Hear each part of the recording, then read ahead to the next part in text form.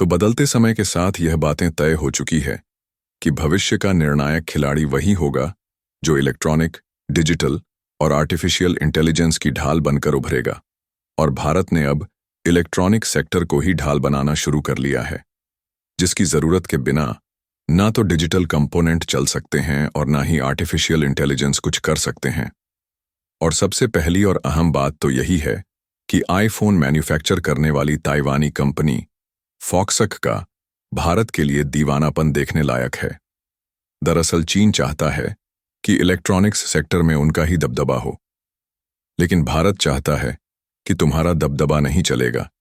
इस मामले में सबसे बड़ी पकड़ हमारी ही होगी। इसीलिए भारत को नाकामयाबी का रास्ता दिखाने के लिए चीन ने अपने सैकड़ों इंजीनियर को भारत से वापस बुला लिया, ताकि भारत में लेटेस्ट वर्जन के आईफोन मैन्युफैक्चर ना हो पाए और भारत हमेशा इलेक्ट्रॉनिक सेक्टर में चीन के पीछे ही रहे। लेकिन दोस्तों, भारत ने ताइवान का भरोसा जीत लिया और कुछ ऐसी रणनीतियों का इस्तेमाल किया गया कि चीन उधर देखता ही रह गया। और खबर आ रही है कि भारत में आईफोन 17 की मैन्युफैक्चरिंग भी स्टार्ट हो चुकी है। वह भी कहीं और नहीं बल्कि भारत की नई मैन्युफैक्चरिंग यूनिट बेंगलुरु में। दोस्तों, आपको भले ही लग रहा हो कि यह सिर्फ खबर है, लेकिन यह सिर्फ कोई खबर नहीं बल्कि भारत के लिए एक ऐसी जीत है जो कि चीन को इलेक्ट्रॉनिक सेक्टर में उल्टा मूंग पर तमाचा मार सकती है और खुद चीनी कंपनियों को भारत में अट्रैक्ट कर सकती है। ये कैसे हो सकता है, इसे आगे समझते हैं। लेकिन आगे बढ़ने से पहले इस वीडियो को लाइक करके चैनल को सब्सक्राइब जरूर कर लीजिए, क्योंकि ये आपके लिए तो 1 सेकंड का काम है, लेकिन इससे हमारी काफी बड़ी मदद होती है। दरअसल देखा जाए दोस्तों, तो भारत के इलेक्ट्रॉनिक सेक्टर के आगे बढ़ने की खबरें तो बहुत आई हैं, लेकिन जो आज का मेन मुद्दा है वह है फॉक्सकॉन को लेकर, जो कि एक वियतनाम की जानी मानी कंपनी है और यह कंपनी मुख्य रूप से आईफोन मैन्युफैक्चर करने का काम करती है। इसीलिए यह कंपनी जिस भी देश में आईफोन की मैन्युफैक्चरिंग करने लगती है, उस देश को दूसरे देशों के द्वारा देखने का नजरिया बदल जाता है। हालांकि फॉक्स ने पहली बार भारत में एंट्री मारी और नोकिया को सप्लाई देने के लिए चेन्नई के पास श्री प्रभुदूर में यूनिट लगी। 2014 में नोकिया का प्लांट बंद हुआ और फॉक्सक भी पीछे हट गई। तब कई लोगों ने कहा भारत में मैन्युफैक्चरिंग टिकती ही नहीं, लेकिन असली खेल शुरू हुआ 2018 और 19 में, जब एप्पल ने फॉक्सक को कहा कि आईफोन अब चीन से हटाकर भारत में भी बनाना है। और दोस्तों, 2019 में भारत में बने आईफोन XR की बिक्री शुरू हुई। यानी दुनिया ने पहली बार देखा कि assembled in India and sold to the world. लेकिन दिसंबर 2021 में तमिलनाडु में फॉक्सी के प्लांट में हजारों मजदूर, जिनमें ज्यादातर महिलाएं थीं, अचानक सड़कों पर उतर आई। कारण यह था कि डोरमेट्री की गंदगी, खराब खाना और फूड पॉइजनिंग। ऐसे में एप्पल ने तुरंत फैक्ट्री को प्रोबेशन पर डाल दिया। किचन सील हुए और प्रोडक्शन भी ठप हुआ। लेकिन यहीं से एफकेएन को बड़ा झटका लगा, जिससे उन्होंने सबक सीखा। सबक कि भारत में मैन्युफैक्चरिंग तभी चलेगी जब वर्कफोर्स का सम्मान, सुविधा और सुरक्षा साथ होगी। आज फॉक्स महिला कर्मचारियों के लिए सुरक्षित हॉस्टल और नई सुविधाएं बना रहा है। इसके बाद फॉक्स ने 2022 में भारत के साथ वांटा फॉक्स सेमीकंडक्टर जॉइंट वेंचर यानी शुरू किया था। लेकिन 2023 में प्रोजेक्ट छोड़ दिया और दुनिया ने फिर कहा कि भारत फेल हो गया। लेकिन देखिए, किस्मत का खेल, क्योंकि भारत को मालूम था कि यह कंपनी चीन में ज्यादा इन्वेस्टमेंट करेगी तो चीन और भी ज्यादा आगे निकल जाएगा। इसीलिए भारत में फिर से इस कंपनी को अट्रैक्ट किया और नतीजा देखिए, 2025 में फॉक्सक ने HCL के साथ मिलकर उत्तर प्रदेश में नया सेमीकंडक्टर चिप पैकेजिंग प्लांट लगाने का ऐलान कर दिया, जिसमें 3,706 करोड़ इन्वेस्ट करने का अप्रूवल दे दिया गया है। और टारगेट है 2029 तक प्रोडक्शन, यानी फॉक्स भारत में चिप्स से लेकर आईफोन तक की पूरी चेन बनाने जा रहा है। यही नहीं, तमिलनाडु में फॉक्स का मेगा आईफोन प्लांट है, जहां आज लाखों आईफोन्स यहीं से निकलकर पूरी दुनिया में बिक रहे हैं।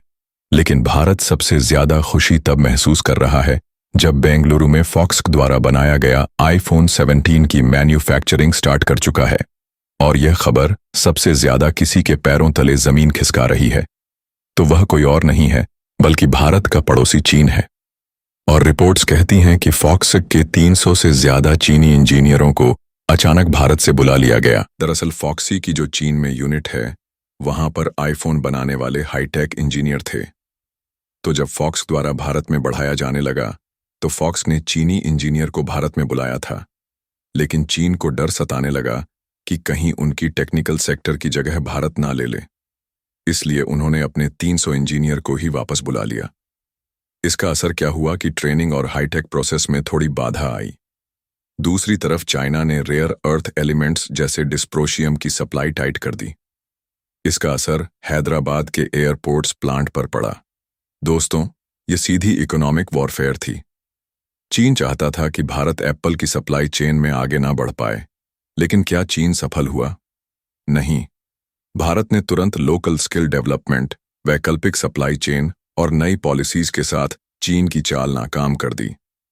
इसमें सबसे ज्यादा असर पड़ा है भारत की PLI यानी प्रोडक्शन लिंक्ड इंसेंटिव स्कीम का। यही वजह है कि जहां 2014 में भारत में मोबाइल बनाने वाली सिर्फ 2 फैक्ट्रियां थीं, आज 300 प्लस फैक्ट्रियां हैं और 99% फोन भारत में बनते हैं। और हाल ही में ही देखा जा रहा है कि फाइनेंशियल ईयर 2025-26 की पहली तिमाही में इलेक्ट्रॉनिक्स एक्सपोर्ट में 47% की जबरदस्त उछाल आई है और 2026 तक का लक्ष्य है $300 अरब तक प्रोडक्शन को ले जाना, जिसमें से $120 अरब एक्सपोर्ट का टारगेट रखा गया है। और यदि अकेले एप्पल को देखा जाए तो आज एप्पल अपने आईफोन्स का 14 से 17% भारत में बना रहा है। 2027 तक यह 25 से 30% से ऊपर होगा, यानी चीन का वर्चस्व टूट रहा है और भारत नई छोटी छू रहा है। और वियतनाम बेस्ड फॉक्सकॉन कंपनी का भी बहुत बहुत धन्यवाद कि चीन से भरोसा तोड़कर अपना भरोसा भारत पर कर रही है। और भारत पर भरोसा करने का पहला रीजन यही है कि इलेक्ट्रॉनिक्स सेक्टर में इंडियन गवर्नमेंट का सपोर्ट और विकसित भारत को लेकर नई नई योजनाएं जो इलेक्ट्रॉनिक्स सेक्टर के लिए रास्ता साफ कर रही हैं। और भारत का विजन साफ होने का नतीजा है कि फॉक्स की भारत यात्रा आसान नहीं थी। 2006 में आई, 2014 में चली गई, 2019 में लौटी, 2021 में झटके खाए, 2023 में सेमीकंडक्टर प्रोजेक्ट टूटा, लेकिन आज 2025 में फॉक्स भारत में आईफोन्स, एयरपड्स और चिप्स तीनों बना रही हैं। और चीन की हर चाल, फिर चाहे इंजीनियर बुलाना हो या रेयर अर्थ रोकना, नाकाम रही। और भारत का इलेक्ट्रॉनिक्स सेक्टर अब सिर्फ एक उद्योग नहीं, बल्कि 21वीं सदी का नया स्टील सेक्टर बन रहा है।